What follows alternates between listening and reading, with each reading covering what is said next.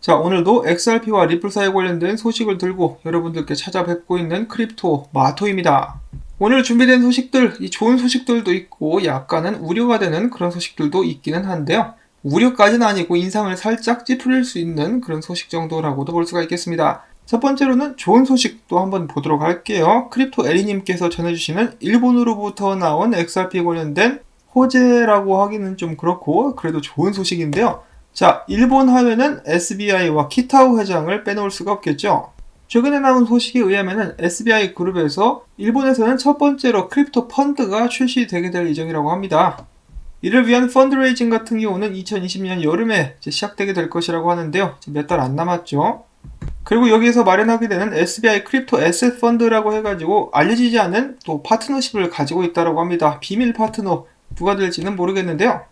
자, 아무튼 여기서 중요한 것은 여기 이제 포함되고 있는 암호화폐들의 비율을 보시면은 암호화폐 세 가지를 확인을 해보실 수가 있죠. 비트코인, 이더리움 그리고 XRP인데요. XRP가 무려 50%를 차지를 하고 있습니다. 사실 뭐 최근 추세대로 본다라면은 비트코인이 가장 큰 자리를 차지하고 있고 그 다음에 이더리움, 그 다음이 XRP가 될 수가 있겠는데 이제 완전히 바뀌었습니다. 그래서 XRP가 가장 많은 부분을 차지를 하고 있고 크립토 펀드에 포함되게 된 암호화폐들 같은 경우는 SBI 커스터디에서 수탁 업무를 맡게 될 것이라고 하네요. 자, 역시 SBI다라고 볼 수가 있겠는데 키타오 회장도 정말로 XRP에 거는 기대가 크다라는 것을 다시 한번 알 수가 있는 그런 부분이었습니다. 자, 만약에 일본에서 이 펀드가 출시가 되고 인기를 굉장히 많이 얻게 된다면은 XRP 수요에도 긍정적인 영향을 끼치게 되지 않을까라고 기대를 해봅니다. 그와 동시에 SBI는 하루빨리 ODL을 출시할 수 있기를 바라보고요. 지속적으로 좋은 소식들을 저희들에게 전해줄 수 있기를 기대를 합니다. 자, 그 다음에는 제가 이 ODL 볼륨에 관해서 잠깐 동안 또 이야기를 해보려고 하는데요. 제가 최근에 ODL 볼륨이 너무 많이 떨어진 것은 아닌가라고 이제 근심하는 그런 말씀을 드렸더니 이것은 이 리플사가 이 소액 결제에 집중을 하기 때문에 그런 것이다라고 몇몇 분이 이렇게 답변을 해주셨어요. 자, 그런 이야기를 했었죠. 리플사는 지금부터 소액 결제에 집중을 하게 될 것이고 그로 인해서 ODL 그 볼륨에 약간 변동이 있을 수도 있겠다라고 이야기를 한 적이 있었는데요. 당연히 그런 부분들 같은 경우는 해외 커뮤니티에서도 굉장히 잘 익히 알고 있는 그런 부분입니다. 그럼에도 불구하고 많은 사람들이 이러한 엄청난 볼륨 저하에 약간은 실망했다라고 이야기를 하고 있는데요. 저도 약간 의아했었던 부분 중에 하나가 여러분들이 중소기업들이 소액 결제를 한다 그러면 그 금액이 어느 정도 될 것 같습니까? 제가 그 기준이 있나 하고 한번 찾아봤는데 정확하게 나온 것은 제가 찾지를 못했습니다. 자, 그렇지만 예상을 해본다라면은 각각의 중소기업들의 규모라든지 사업 종류에 따라서 다를 수가 있겠지만은 뭐 몇백만 원에서 몇천만 원 정도 되지 않을까요? 제가 전에도 몇 번 공유를 해드린 적이 있었는데 XRP 커뮤니티 멤버 중에 한 명 겔가트론 같은 경우는 각 이제 액수별로 ODL 볼륨을 이런 식으로 종종 확인해서 올려주곤 합니다. 그 중에서 가장 활발한 것은 항상 가장 활발했던 것은 이 노란색 선인데요. 노란색 선 같은 경우는 송금에 사용되는 그런 선이었고요. 액수 같은 경우는 10달러에서 500달러 사이. 그러니까 한국 돈으로는 만 원이 좀 넘는 돈에서 50 몇만 원 사이가 가장 많이 활발하게 송금이 되는 그런 액수라고 볼 수가 있겠고요. 그 다음에 이렇게 가시처럼 뾰족뾰족 튀어나와 있는 이 보라색 같은 경우는 마이크로 페이먼트입니다. 2달러 미만이에요. 그 다음으로 이제 활발한 듯한 그런 모습을 보여주고 있는데요. 이제 파란색 같은 경우 보시면은 중형 사이즈의 송금이다라고 나와 있으면서 금액 같은 경우는 500달러 이상에서 5000달러 미만. 그리고 여기 나와 있는 이 녹색 선 있죠. 녹색 선 같은 경우는 중소기업들의 지불 5,000달러에서 5만 달러 미만. 그리고 그것보다 약간 더 활발한 모습을 보여주고 있는 이 주황색 선 같은 경우는 작은 규모의 지불로서 2달러에서 10달러 미만입니다. 그리고 마지막으로 가장 바닥에 붙어 있다시피 한 거의 이제 볼륨이 없다시피 한 이 지불 같은 경우는 이제 큰 지불이라고 볼 수가 있겠죠. 5만 달러 이상. 5천만 원이 넘는 그 정도의 송금을 기록하게 된 것인데요. 지금 보시면 어떻죠? 거의 대부분 소액입니다. ODL에서 차지하고 있는 볼륨 자체가 그 전부터 저는 소액으로 알고 있었고 리플사 같은 경우는 중소기업들의 지불을 또 돕는 것으로 이제 목표를 삼고 있는데 중소기업에서 지불을 하는 그런 규모 같은 경우도 5,000달러에서 5만 달러 미만 이 적은 돈이 아니죠.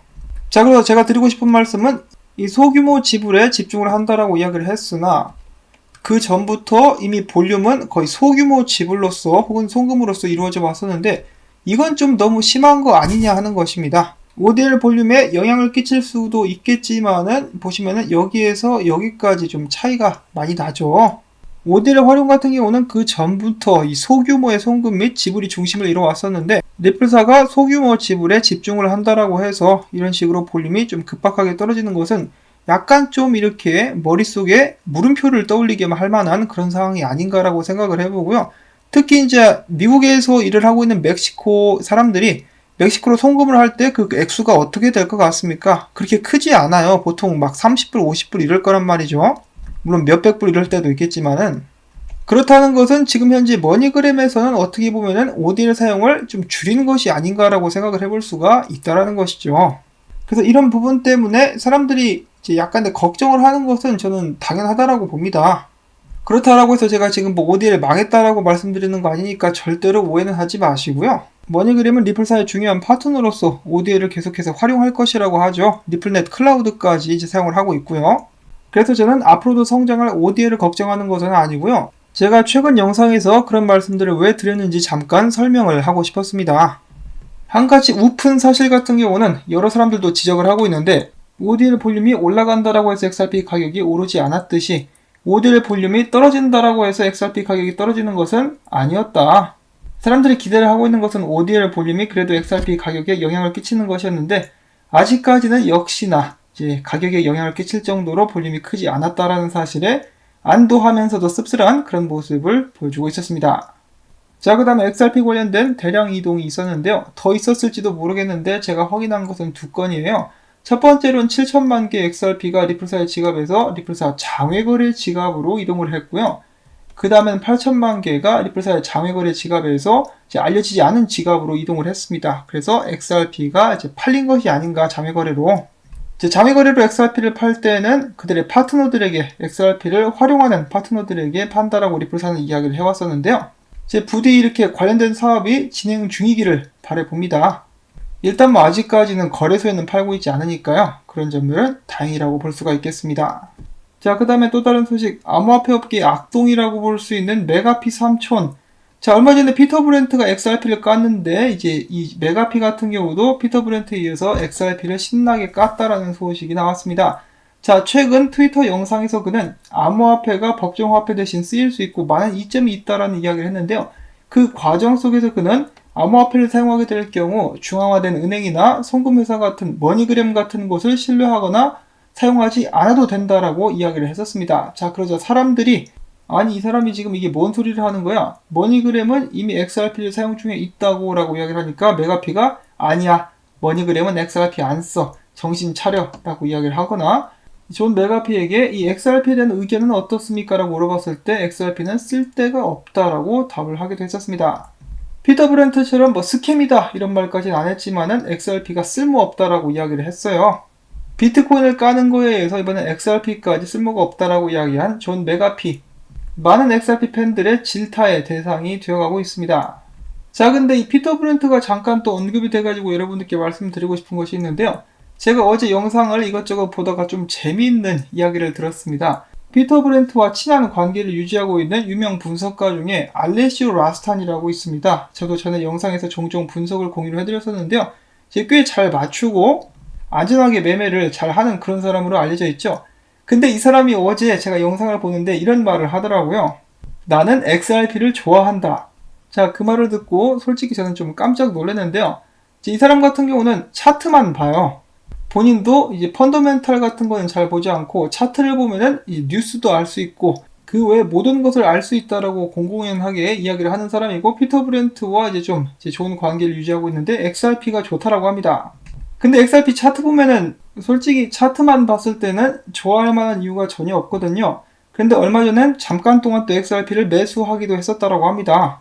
원인과 그 이유를 좀 밝혀주면 좋겠는데 아무튼 좀 그 뭐라고 해야 될까요? 좀 예기치 않은 그런 이야기여가지고 잠깐 여러분들께 소개를 드려보고 그런 의미에서 XRP가 좀 많은 가능성을 좀 보여줄 수 있으면 좋겠습니다.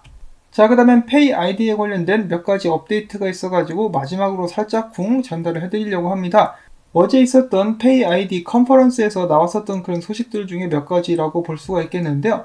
자, 페이 아이디 익스텐션스, 그러니까 이제 확장된 그런 기능에 관해서 설명을 해주는데 그 중에 한 가지가 바로 인터레저 프로토콜 기능입니다.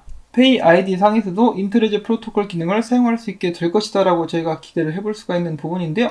뭐 블로그를 봤을 때는 이번 다가오는 12월이나 1월 정도에 이 기능이 활성화가 될 것이다라고 예측을 하고 있다라고 하는데요. 이 페이 아이디를 지원하기 위해서 리플사가 물심양면으로 앞으로도 지속적으로 노력을 하게 될 것 같습니다. 리플사가 주최한 이 컨퍼런스에서 빵형이 또 이런 식의 발언을 하기도 했다라고 하는데요. 잠깐 한번 들어보시죠. 굉장히 짧은데. Look, PayID to me has incredible potential. It is very consistent with kind of a big picture vision of where Ripple's trying to take the world. Ripple's trying to take the world. Ripple's trying to take the world. 자, 마지막에 같은 부분이 반복되는 것을 아실 수가 있겠는데요. 이것은 이 사람이 편집하는 사람이 일부러 그렇게 만들어 놓은 것입니다. 이 빵형의 야망을 알 수 있는 그런 부분이라고 볼 수가 있겠는데요. 그는 이렇게 이야기를 했습니다. 페이 아이디는 내가 봤을 때 엄청난 가능성을 가지고 있다.